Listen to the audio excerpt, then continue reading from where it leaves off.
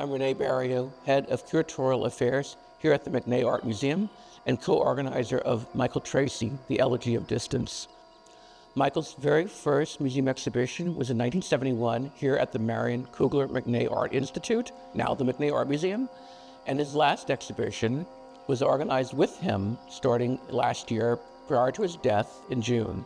This exhibition is the largest exhibition of his work in about 30 years and encompasses paintings and sculptures, primarily drawn from his studio with a few loans from private and public collections. The McNay's exhibition is organized in 6 galleries, each having a different quality or different feel, and each painted a different color.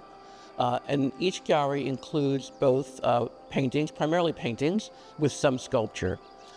Behind me is a sculptural work called Flower Sacrifice, a work that's very typical of the way Michael worked, where he brings together all these different elements into one sculpture.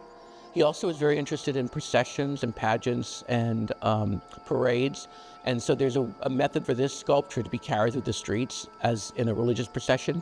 These are the things that Michael was really interested in, especially as they were drawn from Catholic rituals. So Michael Tracy's life, art, work was all intertwined. He created environments in the places he lived and the places he worked, and we tried to impart some of that feeling in our installation. One aspect of the exhibition that we tried to bring in for our viewers is the kind of whole sensory feel, and that's how Michael kind of lived and worked. So in addition to the paintings and sculptures on view, the visual elements, we also have a soundscape, an audio element that was composed for the show by Omar Zubair, specifically commissioned for the exhibition. There are 5 different sound baths, in a way, that envelop the viewer in different galleries. Michael also loved burning incense and candles, and so there was always the sense of incense throughout his home and throughout the studios. And so we've recreated that with scenting the air in the gallery, so visitors will also see things, hear things, smell things.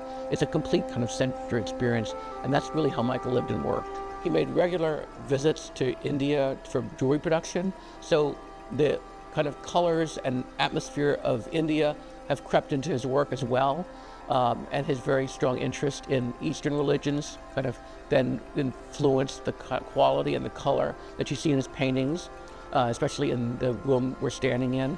About 30 years ago, Michael removed himself from the art world, the mainstream art world. After having some great successes, he abandoned the art world in a sense, put himself in almost like in a self-exile, went to South Texas, and continued to work nonstop during that period. The result was a whole body of works that had not been seen before, which we were very privileged to be able to include in this exhibition.